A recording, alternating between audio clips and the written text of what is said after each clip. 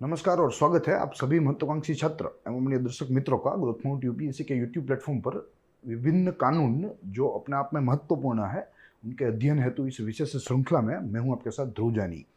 आज इस विशेष श्रृंखला के 42वें उपाख्यान में हमें एक और कानून के बारे में जानना है, एक और कानून के बारे में पढ़ना है, अध्ययन करना है। यह कानून का नाम आपको सामने दृश्यमान है, जिसका नाम है इंडस्ट्रियल डिस्प्यूट एक्ट 1947, यानी कि औद्योगिक जो विवाद है उसको उसका समाधान करने हेतु यह कानून जो है वो भारत में लागू किया गया था। अपने आप में महत्वपूर्ण कानून है क्योंकि भारत जैसे देश को जब औद्योगिक विकास करना है तो यहाँ औद्योगिक जो संबंध है between the owner and employ, ये अपने आप में बहुत ही महत्वपूर्ण है। ये संबंध मधुर होना चाहिए, हार्मोनियस होने चाहिए, और उसी हार्मोनियस संबंध को यहाँ इस एक्ट में विजुलाइज किया गया है, एनविसेज किया गया है। तो देखेंगे अपने आप में महत्वपूर्ण कानून है। यही मोडस ऑपरेंडी से चीज़ों को देखेंगे। सबसे प्रथम इंट्रोडक्शन एवं बैकग्राउंड की चर्चा करेंगे, फिर उसके बाद इसके ऑब्जेक्टिव एवं इसके जो मुख्य प्रावधान है उसके बारे में देखेंगे, और आखिरी में अगर इस कानून के कोई जो है टीका है, कोई क्रिटिसिज्म है या कोई इसका महत्व है, तो उसको भी यहाँ समझने का प्रयास करेंगे। अपने आप में यहाँ इस पर्टिकुलर उपाख्यान में इस कानून को हम लोग 360 डिग्री देखेंगे। साथ ही जैसे यह बुक आपको दृश्यमान है, यह पूरी लेक्चर हमारी इस पर्टिकुलर पुस्तक, इस पर्टिकुलर बुक के ऊपर आधारित है। अपने आप में बहुत ही अच्छी बुक है।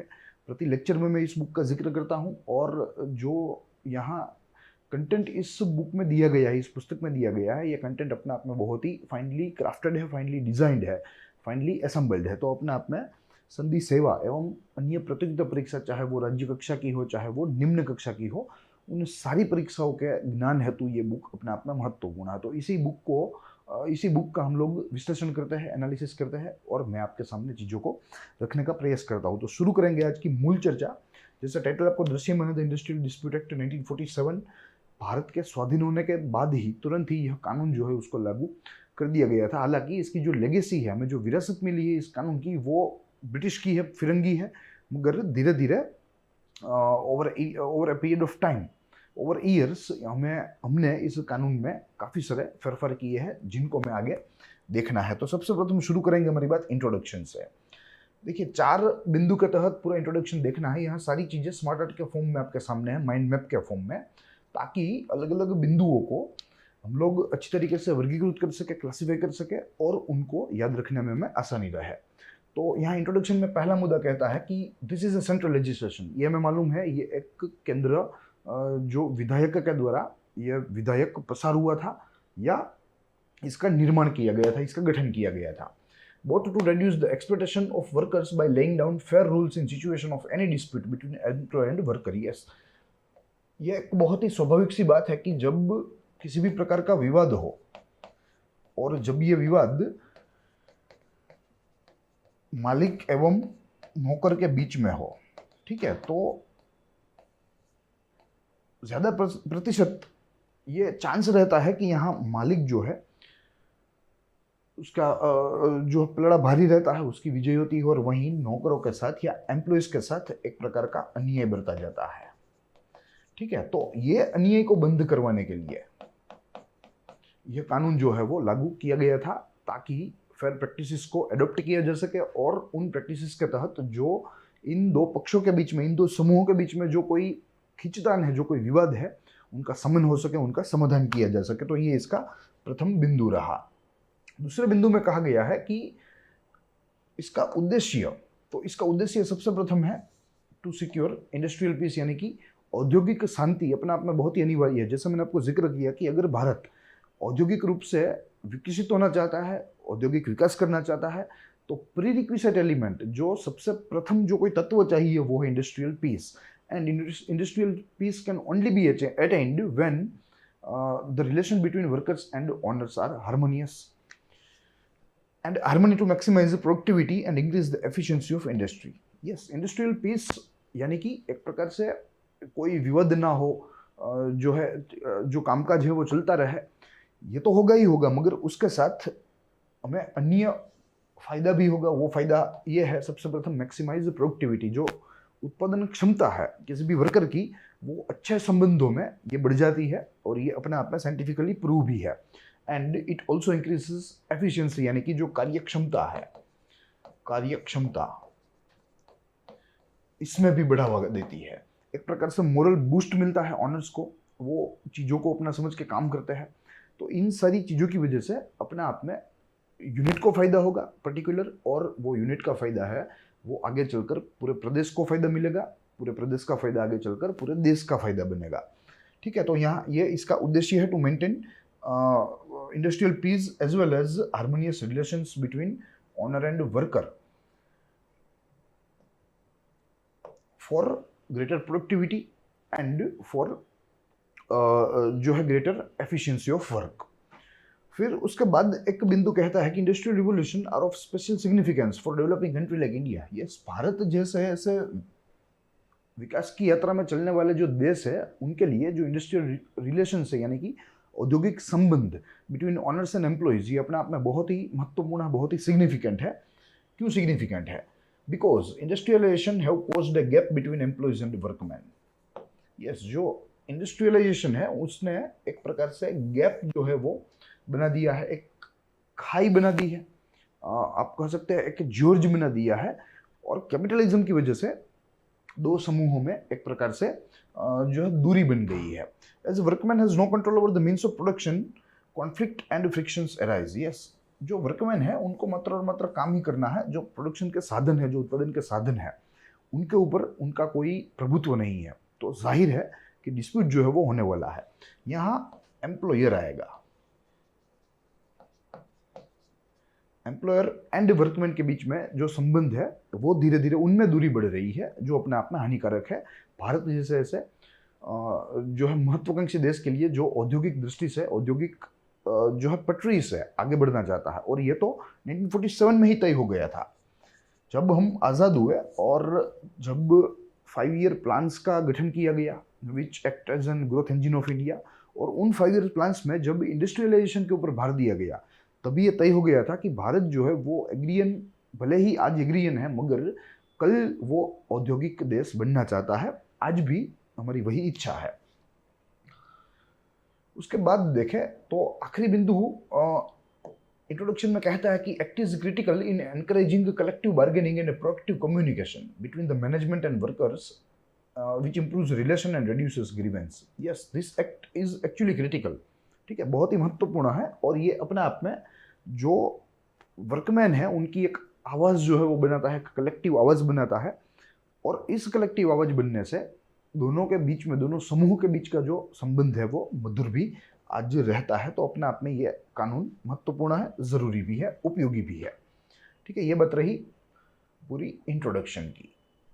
अब दूसरे बिंदु पर हमें बैकग्राउंड की चर्चा करनी है। सेम 3-4 बिंदु देखने हैं, कहाँ से यह कानून जो है इसने आज स्वरूप लिया वो देखना है। तो जैसे मैंने आपको बताया कि हमें विरासत जो है वो तो ब्रिटिश कालीन ही मिली हुई है। For the first time breach of contract was made criminal. ये सबसे प्रथम बार किसी भी कॉन्ट्रैक्ट, किसी भी समझौते की अवमानना, उनकी अवगणना, उसे अवैध एवं क्रिमिनल साबित किया गया with Bengal regulation 7 1819 act.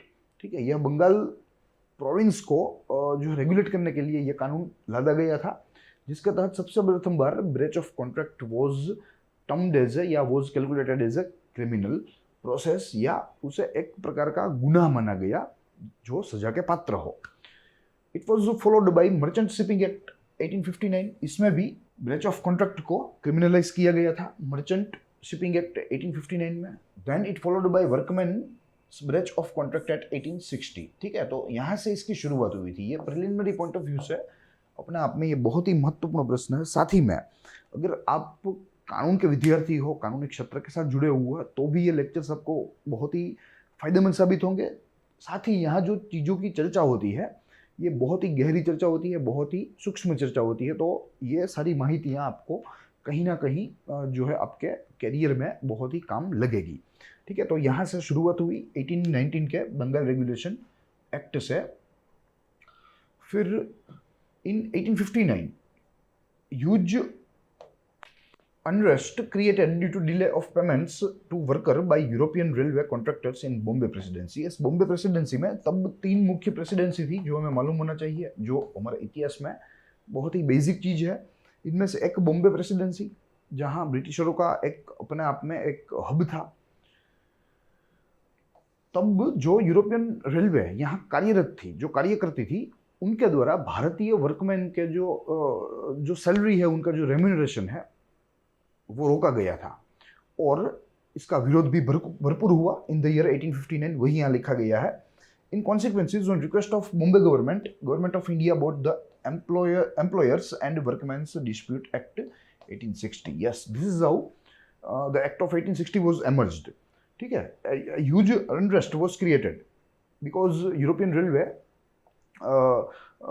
was actually not paying remunerations, salaries to its workers, ठीक है, to its Indian workers।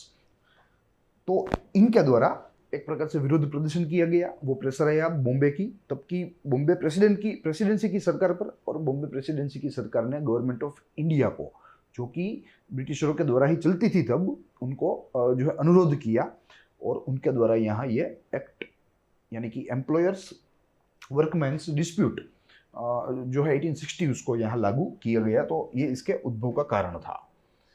Letter trade dispute act 1929 enacted in experiment for 5 years। Yes, फिर भी हम लोग स्वाधीनता के पूर्व की ही बात कर रहे हैं।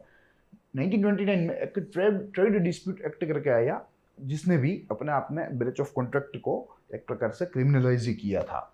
Letter trade dispute extending act 1934 enacted. ये भी एक प्री इंडिपेंडेंस एक्ट है, जो कि अपने आप में डिस्प्यूट के साथ जुड़ा हुआ है।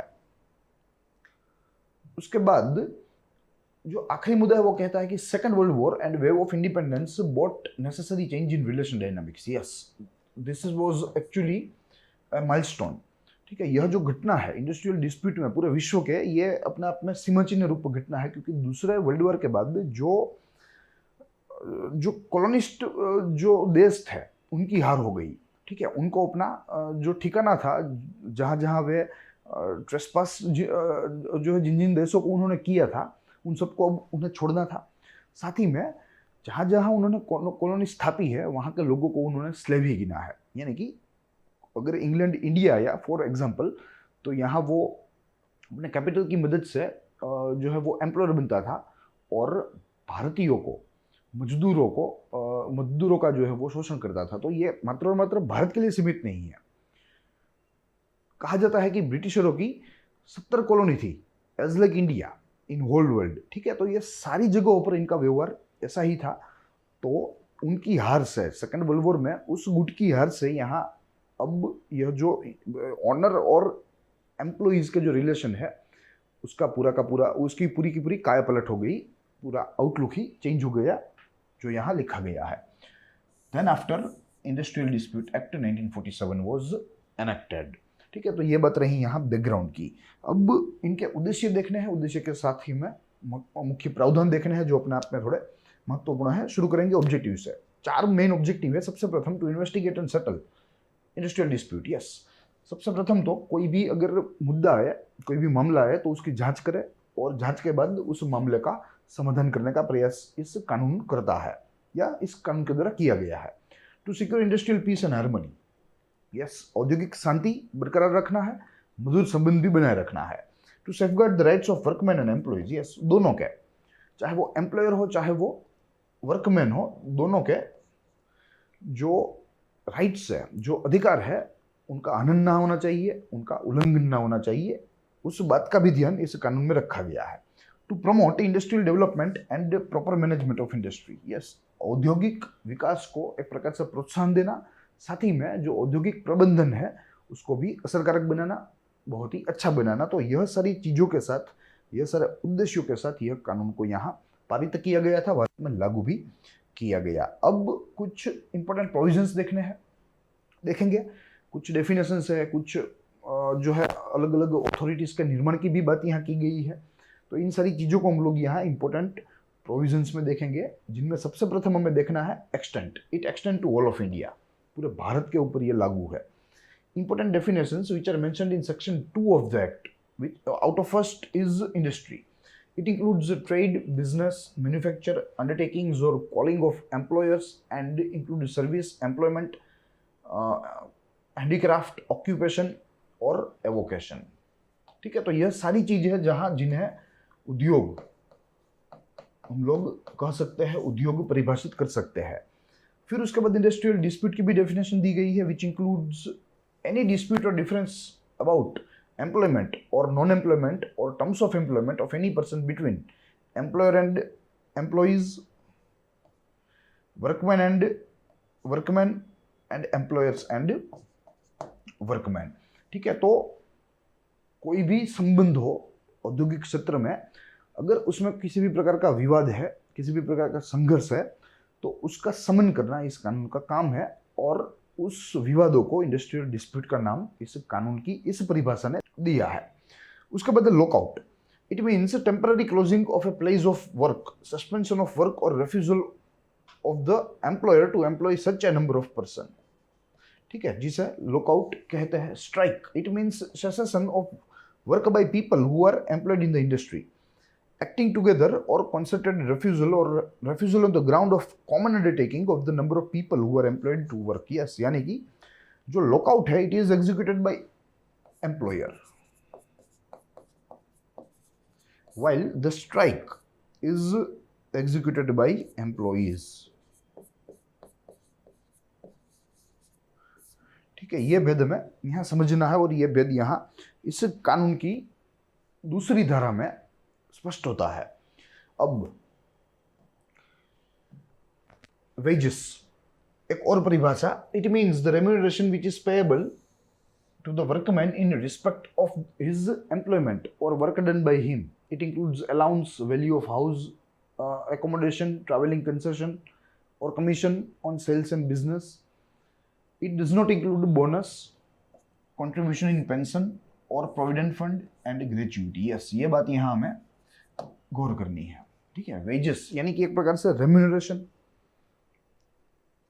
कोई भी व्यक्ति को अपने काम करने के बदले में जो रकम दी जाती है उसे रेम्यूनरेशन कहते हैं, और इनमें कई सारी चीजें इंक्लूड है, जिनमें अलग अलग प्रकार के अलाउंसेस भी इंक्लूड है, चाहे वो फ्यूल अलाउंस हो, चाहे वो हाउसिंग अलाउंस हो।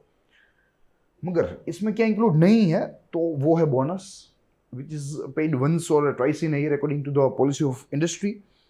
फिर उसके बाद ग्रेचुइटी, फिर उसके बाद प्रोविडेंट फंड। ठीक है, तो यह सारी चीज़ों को यहाँ वेजेस में नहीं गिना जाएगा, अन्यथा सारी चीज़ें including allowance will be calculated in wages.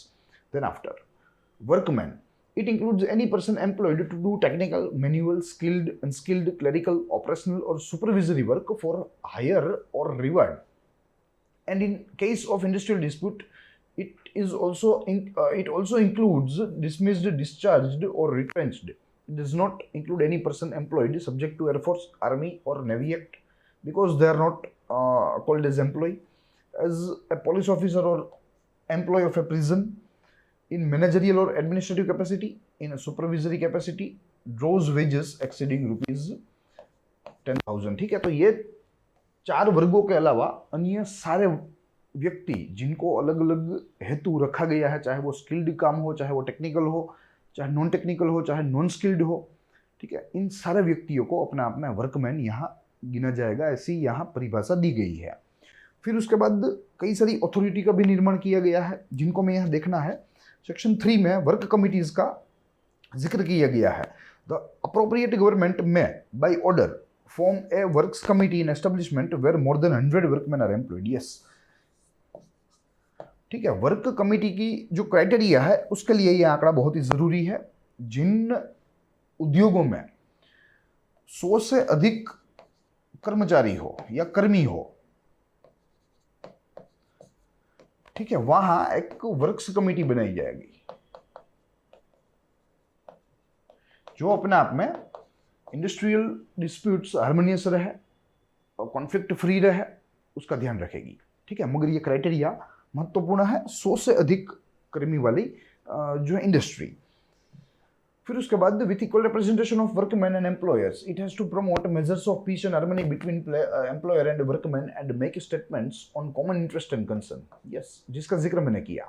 Then after conciliation officer which are mentioned in section 4 of the act, the appropriate government appoints them intending to mediate and promote the settlement of dispute। yes, reconciliation यानी कि एक प्रकार से समाधान करने वाले अफसर, समाधान जिनकी नियुक्ति सरकार के द्वारा की जाती है, और सरकार के द्वारा ऐसी आशा भी जताई जाती है कि भाई ये जो कंसिलिएशन ऑफिसर्स होते हैं वो ऐसे विवादों का समन करे, उनका समाधान अच्छी तरीके से लाए और इंडस्ट्रियल पीस को बनाए रखे, उसको मेंटेन करे. They can be appointed either permanently or for a limited period for specified areas or industry. Yes, it is on the government. ठीक है कि क्या उनको परमानेंटली रिक्रूट करना, अपॉइंट करना, क्या उनको टेम्पररी अपॉइंट करना, क्या उनको पर्टिकुलर रीजन के लिए अपॉइंट करना, क्या उनको पर्टिकुलर इंडस्ट्री के लिए अपॉइंट करना. तो whole things depend on central government. फिर उसके बाद the board of conciliation which is mentioned in section 5 of the act. The appropriate government may appoint it with a chairman and 2 or 4 member as deemed necessary. Yes, एक committee का भी निर्माण यहाँ हो सकता है और ये कंसिलिएशन कमेटी भी कही जा सकती है, जहाँ एक चेयरमैन होगा और 2 से 4 उनके सभ्य होंगे, which depends on the government and government is deemed to take decision on it. फिर उसके बाद courts of inquiry which is mentioned in section 6 of the particular mentioned act. The appropriate government may constitute it for inquiring into matters related and concerns about the industrial dispute. Yes, courts of inquiry.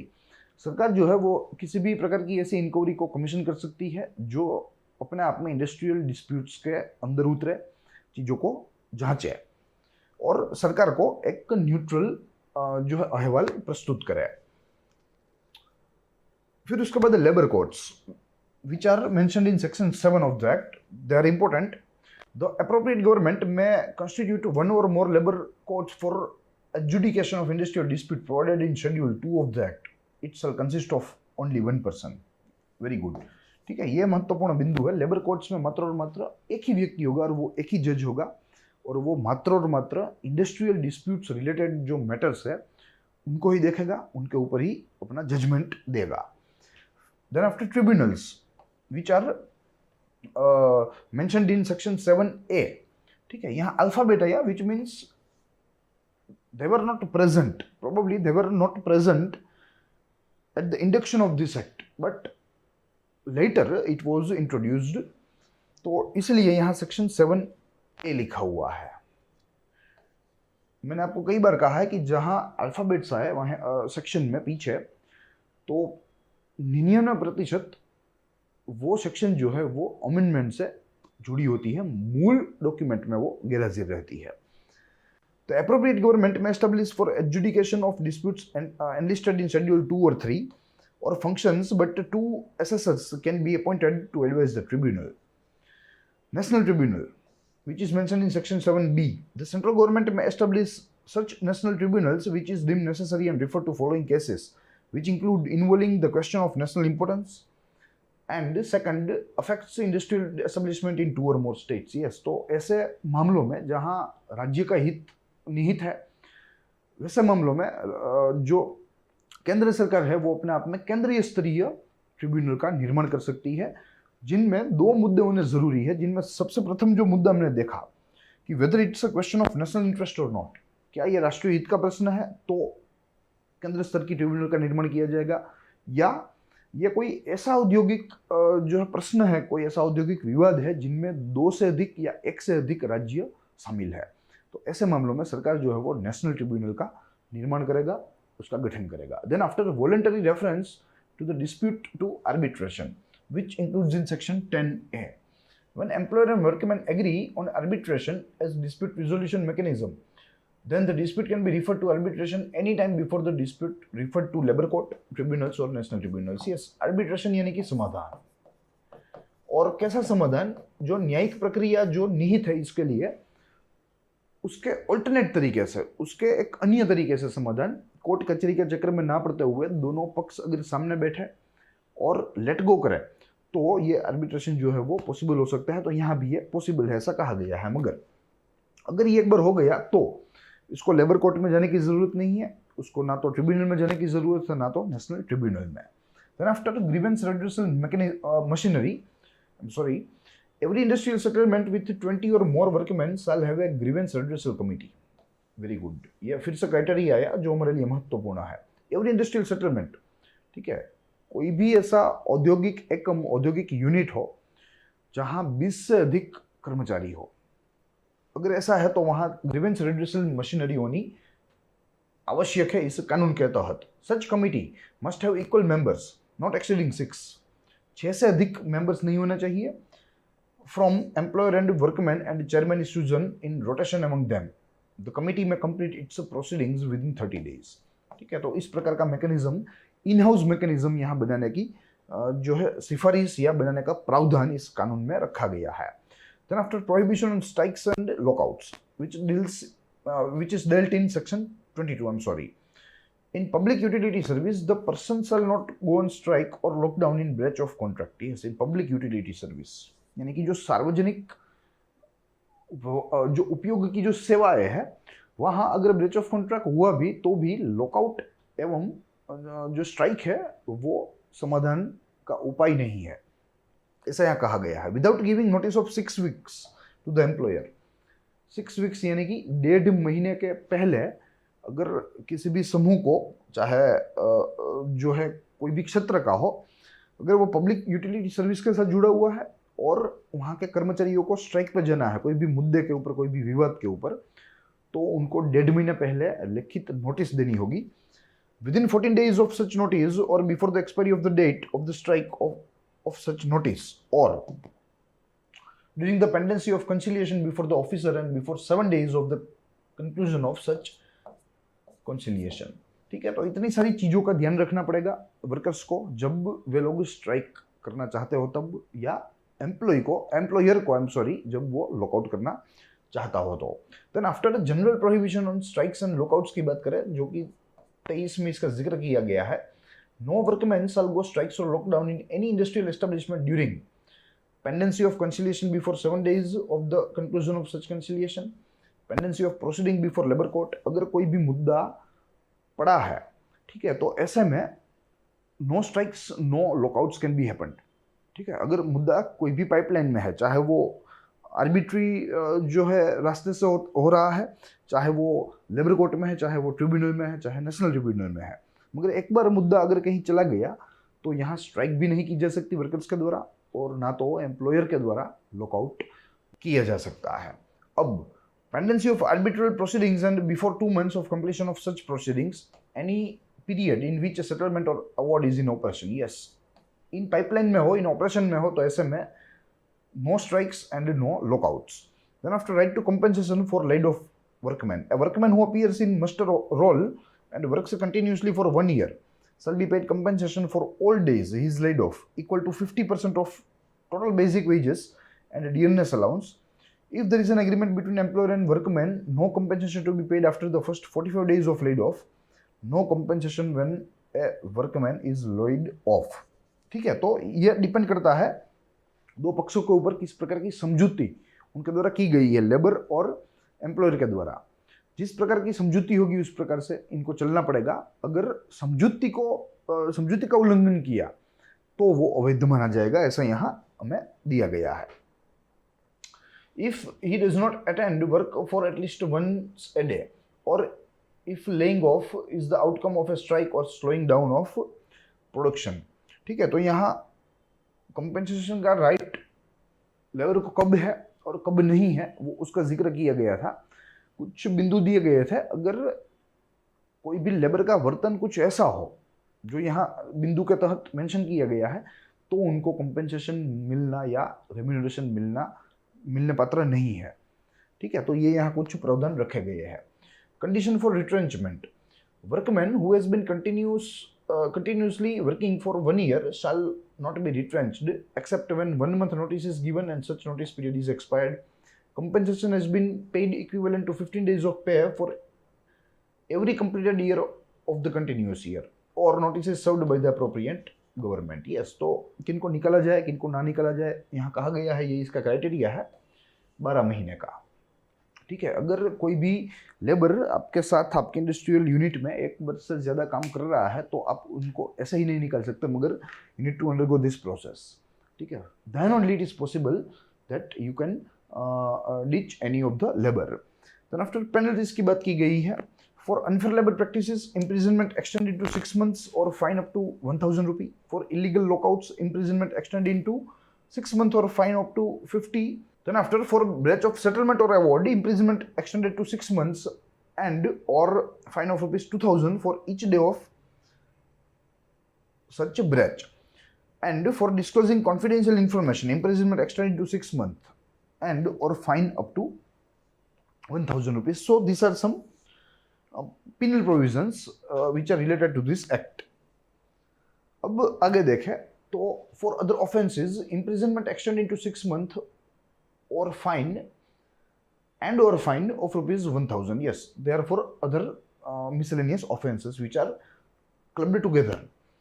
Then after अगर schedules की बात करें तो कुल 5 schedules इस कानून में है, ठीक है। 5 शेड्यूल्स है जिनमें अलग अलग मुद्दों के ऊपर चर्चा की गई है। We will quickly go through it. सबसे प्रथम शेड्यूल कहता है public utility service.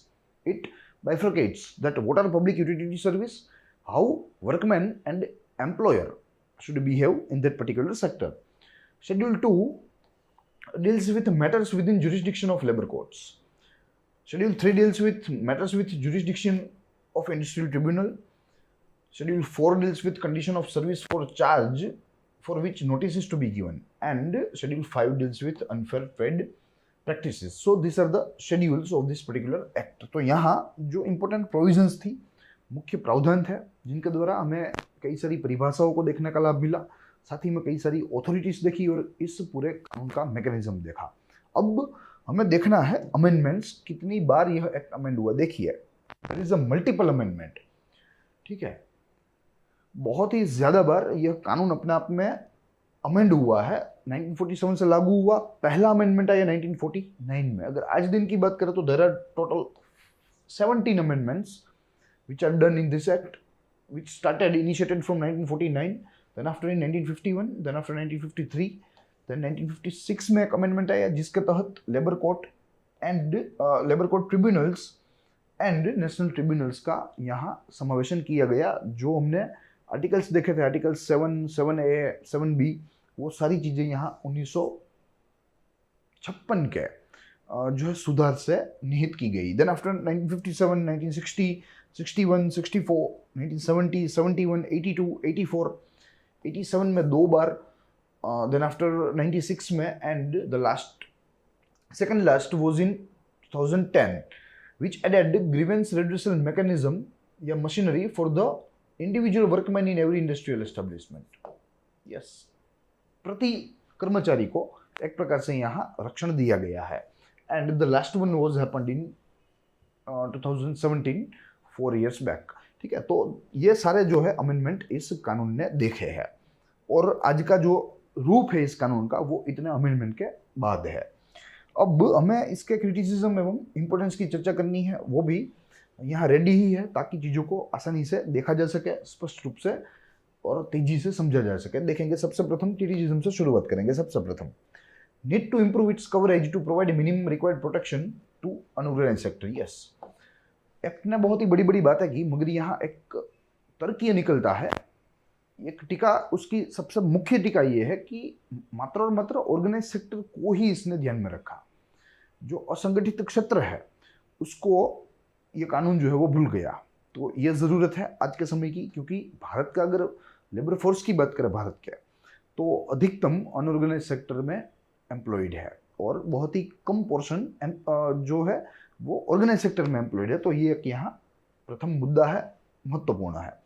Then after, need to make a people aware the benefits of alternative method to dispute resolution. Yes, dispute resolution मात्र और मात्र कोर्ट कचहरी जाने से नहीं होगा, मगर अल्टरनेटिव मेथड जो है वो भी यहाँ जो है लोगों को समझनी चाहिए, एक अवेयरनेस क्रिएट करनी चाहिए, जो यहाँ इस कानून के द्वारा नहीं की जा रही है। एक असफलता है इस कानून की, एक कटिका है इस कानून की। ठीक है, इन्हें आर्बिट्री जो मैकेनिज्म है उसकी तरफ जो है भीड़ को दौड़ना चाहिए, जो इस कानून ने नहीं किया। उसके बाद system like Lok Adalat can also be set up to for speedy resolution. ये लोक अदालत, ठीक है, बहुत ही तेजी से न्याय देने की प्रक्रिया, जहाँ मुद्दा जहाँ डिस्प्यूट हुआ है, संघर्ष हुआ है, वहीं जाके न्याय देने की प्रक्रिया जिसे लोक अदालत कहते हैं वो यहाँ भी लागू कर लेनी चाहिए, ताकि समय, संसाधन एवं अन्य जो हमें आज नुकसान हो रहा है उससे बचा जा सके। तो ये सारी चीज़ें रही क्रिटिसिज्म की। On the other and importance भी इस एक्ट के बहुत ही अच्छे है। देखेंगे सबसे प्रथम इनमें कहा गया है कि prevents industrial dispute which are a big road block in path of development of the country. Yes, it prevents industrial dispute, industrial disputes को रोकता है, इनका समाधान करता है, यह कानून है। और ये इंडस्ट्रियल डिस्प्यूट अपने आप में भारत की प्रगति के लिए या किसी भी अर्थतंत्र की प्रगति के लिए सबसे बड़ी बाधा बन सकते हैं। तो उनको रोकने वाला एक्ट है, अपने आप में महत्वपूर्ण है। Then after law increased, awareness among laborer and workmen about the right that led to improving the working condition of the worker. Yes, इस कानून ने जागरूकता जगाई। ठीक है, जो कर्मचारी थे, जो कर्मी थे, जो मजदूर थे, उनको अपने अधिकारों के बारे में बताया इस कानून ने। वे अपना अधिकार जानने लगे। ठीक है, तो उनके लिए काम करना बहुत ही आसान हो गया। काम करने का जो वातावरण था वो भी उनको अच्छा मिलने लगा, which triggered their productivity and efficiency, जो अपने आप में यूनिट के लिए और भारत के लिए बहुत ही फायदेमंद साबित हो सकता है। Then after act laid down procedural requirement for dispute resolution. Yes, आज दिन तक कोई प्रोसीजरल कोई जो है डायरेक्शंस नहीं दिया गया था, मगर इस कानून ने दिया और ये अपने आप में बहुत ही अच्छा कदम था। अब चौथा बिंदु है, वो कहता है कि act empowered the workman to safeguard the right against the exploitation of employers. Yes, act empowered workman, जो मजदूर, जो कर्मचारी थे, उनके खिलाफ जो शोषण होता था, उनके खिलाफ जो नाइंसाफी होती थी, वो इस कानून ने बंद की, वो इस कानून ने शून्य की। तो ये अपने आप में महत्वपूर्ण कानून है। साथ ही में जैसे मैंने आपको बताया कि इंडस्ट्रियल एज में भारत जैसे देश को जिसे इंडस्ट्रियली आगे बढ़ना है, औद्योगिक रूप से आगे बढ़ना है, यहाँ औद्योगिक संबंध बहुत ही मायने रखते हैं, बहुत ही महत्वपूर्ण है और उनका मधुर होना भी उतना ही आवश्यक है। तो यही सारी चीज़ें थी जो आज हमें इस 42वें उपाख्यान में पढ़नी थी। I hope you enjoyed the lecture. हमने इस पूरे उपाख्यान में एक अति महत्वपूर्ण कानून के बारे में हमारी मोडस ऑपरेंडी से चर्चा की, जिनमें हमने सबसे प्रथम इंट्रोडक्शन देखा, बाद में बैकग्राउंड देखा, फिर ऑब्जेक्टिव्स, इंपॉर्टेंट प्रोविजंस देखे एंड सारे जो अमेंडमेंट किए थे इस कानून ने वो भी देखे, और आखिरी में हमने क्रिटिसिज्म एवं इसके इंपॉर्टेंस के बारे में चर्चा की। हम लोग मिलेंगे इस श्रृंखला के अगले उपाख्यान में अगले सप्ताह। तब तक के लिए दीजिए इजाज़त। देखते रहिए ग्रोथ यूपीएससी। साथ ही में हमारी चैनल को लाइक, सब्सक्राइब और शेयर करना ना भूलें। ज़्यादा से ज़्यादा शेयर कीजिए ताकि ज़्यादा से ज़्यादा महत्वाकांक्षी छात्रों तक यह कंटेंट पहुँचे, उनको हम उनकी परीक्षाओं में उपयोगी बने। So till then, stay tuned, stay safe, stay watching growth UPSC।